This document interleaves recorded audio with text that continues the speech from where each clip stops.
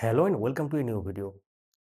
কর্মরত শিক্ষকদের TET pass সংক্রান্ত কিছু গুরুত্বপূর্ণ ব্যাপার নিয়ে এই ভিডিওতে আলোচনা করা হবে এবং রিভিউ পিটিশন কতগুলো এখনো পর্যন্ত ফাইল হয়েছে সেটাও আপনার সাথে ব্যাপারটা শেয়ার করা হবে। তো তার আগে কিছু গুরুত্বপূর্ণ ব্যাপারগুলো বলে রাখি। তো ভিডিওটি শুরু করার আগে অবশ্যই আপনাদের উদ্দেশ্যে একটা রিকোয়েস্ট, যারা নতুন দেখছেন বা কোনো কারণে আমাদের চ্যানেলটি সাবস্ক্রাইব করেননি, সাবস্ক্রাইব করে রাখুন এবং পাশে থাকা বেল আইকন প্রেস করে অল করে দেবেন, তাহলে ইম্পোর্টেন্ট যে আপডেটগুলো মিস করবেন না। যারা সোশ্যাল মিডিয়া থেকে দেখছেন পেজটিকে ফলো করে রাখুন। শুরু করা যাক। তো সবথেকে বেশি ইম্পোর্টেন্ট যে ব্যাপারটা ২০১০ সালের নির্দিষ্ট সময়ের আগে যাদের চাকরির নোটিফিকেশন বলতে পারেন, নিয়োগ প্রক্রিয়া একটা সংগঠিত হতে গেলে নোটিফিকেশন আগে আসে এবং নিয়োগ প্রক্রিয়া শেষ হয় তার ১ বছর পরেও হতে পারে, ২ বছর পরেও হতে পারে, ১০ বছর পরেও হতে পারে। কোনো মামলা যদি হাইকোর্টে বা মাননীয় সুপ্রিম কোর্টে ঝুলে থাকে, তো সেই মামলার যে রায় বা আউটকাম আসতেও দেরি হয় এবং সেই সংক্রান্ত ব্যাপারে পুরনো নিয়োগ প্রক্রিয়াতেও অনেক পরে চাকরি পেয়েছেন এমনও কিন্তু নিদর্শন আছে বা দেখা গেছে ব্যাপারটা। যেমন ২০০৯ প্রাইমারি যদি ধরেন, ২০২৪ সালেও নিয়োগ হয়েছে। তাহলে ২০০৯ প্রাইমারিও কিন্তু এটার মধ্যেই পড়ছে। কারণ ২০১০ এর নির্দিষ্ট সময়ের আগে যাদের অ্যাপয়েন্টমেন্ট নোটিফিকেশন বলতে পারেন। অ্যাপয়েন্টমেন্ট লেটার পাওয়াটা আলাদা, অ্যাপয়েন্টমেন্ট নোটিফিকেশন ব্যাপারটা আলাদা। অ্যাপয়েন্টমেন্ট নোটিফিকেশন মানে যখন নিয়োগের জন্য আপনাদের প্রপার যে অফিসিয়াল নোটিফিকেশন বের হয়, সেই নোটিফিকেশনে সমস্ত কিছু ক্রাইটেরিয়া মেনশন করা থাকে কারা এলিজিবল, কারা নয় এবং সেক্ষেত্রে সেই তারপর অনলাইন অ্যাপ্লিকেশন হোক আর অফলাইন অ্যাপ্লিকেশন হোক তারপর কিন্তু হয় এবং পরবর্তী ক্ষেত্রে তারা নিয়োগ পান এবং নিয়োগ পাওয়ার ক্ষেত্রে নরমালভাবে যারা পেয়ে যান তারা কিন্তু নির্দিষ্ট সময় পেয়ে যান। সেটা ১-২ বছরের মধ্যে হতে পারে বা সেই বছরও হতে পারে।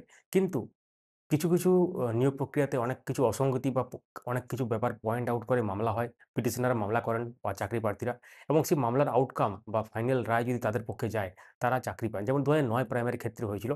সেক্ষেত্রে চাকরি দিয়ে দেওয়া হয়েছিল আ যারা এলিজিবল ক্যান্ডিডেট এবং কাট অফ এর একটা ব্যাপার ছিল। তো সেটা ডিপিএসসি ওয়াইজ হয়েছিল নিয়োগটা, আপনারা জানেন এবং সেই ডিপিএসসি ওয়াইজ নিয়োগে কিন্তু আ ২-৩ টি জেলার ক্ষেত্রে নিয়োগ কিন্তু পরবর্তী ক্ষেত্রে হয়েছিল। তারা কিন্তু এই একই ব্যাপারের মধ্যে পড়ছে। অর্থাৎ টেট পাস তাদের ক্ষেত্রেও করতে হবে মাননীয় সুপ্রিম কোর্টের নির্দেশ অনুসারে। কারণ এখানে বলা ছিল যে যাদের ক্ষেত্রে টেট নেই, অর্থাৎ টেট যখন শুরু হয়েছিল তার আগে যে ব্যাপার, তার আগে যারা শিক্ষকতার চাকরি পেয়েছেন বা তারা জয়েন করেছেন। বিশেষ করে আ যেটা আরটি অ্যাক্টের আগে ধরতে পারেন। তো ২০১০ এর সম্ভবত আগস্টে একটা ২৩ আগস্ট ২০১০ এর আগে যাদের নোটিফিকেশন সম্ভবত। তো ডেটটা ১৯-২০ হতে পারে। তো ব্যাপারটা হচ্ছে এখন এই যে মহামান্য সুপ্রিম কোর্টের জাজমেন্ট, এটা নিয়ে বিভিন্ন রাজ্যের আমরা খবর দিয়েছি। কোন রাজ্য থেকে কি করা হয়েছে, রিভিউ পিটিশন বলুন, কোন রাজ্যের সরকার পক্ষ থেকে করা হয়েছে, টিচার সংগঠনের পক্ষ থেকে করা হয়েছে এবং ওয়েস্ট বেঙ্গলেও বিভিন্ন রকম যে শিক্ষক সংগঠন আছেন তাদের পক্ষ থেকেও কিন্তু রিভিউ পিটিশন করা হয়েছে এবং আমরা স্ক্রিনে দিয়ে দেবো। মোটামুটি ধরুন ৮ টি আ প্রায় রিভিউ পিটিশন এখনো পর্যন্ত হয়েছে। তো সেই ৮ টি রিভিউ পিটিশন কি? এবার আপনারা জানতে চলেছেন। তো বিভিন্ন রাজ্যের ক্ষেত্রেও যেমন হয়েছে এবং গত ১ তারিখে কেরালা স্টেটের ব্যাপার একটা হয়েছে, সেটাও কিন্তু আমরা দেখাবো। একদম লেটেস্ট ইনফরমেশন এবং পরবর্তী ক্ষেত্রে আরও রিভিউ পিটিশন হয়তো হবে বিভিন্ন রাজ্যের পক্ষ থেকে বা বিভিন্ন সংগঠনের পক্ষ থেকে। সেগুলো কিন্তু হবে এবং রিভিউ পিটিশনের ডেট এখনো কিন্তু পড়েনি যে কবে শুনানি হবে না হবে এবং আপনারা জানেন যে রিভিউ পিটিশন কোনোভাবে যদি খারিজ হয় তাহলে কিন্তু সেক্ষেত্রে পরবর্তী ক্ষেত্রে একটা কিউরেটিভ পিটিশন বা কিছু একটা থাকে। তো সেটা পরবর্তী ক্ষেত্রের ব্যাপার। কিন্তু কি হবে না হবে সেটা তো সময় বলবে। সাধারণত মেজর যে জাজমেন্ট গুলো দেওয়া হয়, রিভিউ পিটিশন আ সেরকম কিছু একটা কাজ হয় না। আমরা বলছি না যে এটাতে কিছু কাজ হবে কি হবে না, সেটা তো সময় বলবে। তো এখন আমরা চলে যাই যে কোন রিভিউ পিটিশন গুলো দাখিল হয়েছে এবং অবশ্যই কমেন্টে জানাবেন যে আপনারা কি এই টেট পাস করতে হবে ২০১০ এর আগে আপনাদের অ্যাপয়েন্টমেন্ট না টেট পাস করে আপনারা চাকরি পেয়েছেন। কোনটা? অবশ্যই কমেন্টে জানাবেন। তাহলে আমরা বুঝতে পারবো আমাদের ভিডিও যারা দেখেন, কোন ব্যাপারের মধ্যে পড়ছেন, কোন ক্যাটেগরির মধ্যে পড়ছেন। ২০১০ এর আগে না ২০১০ বা তার পরবর্তী সময়। তো তাহলে এক করে দেখে নেওয়া যাক রিভিউ পিটিশন গুলো কি? আমি স্ক্রিনে দিয়ে দেবো এরকম জায়গাতে।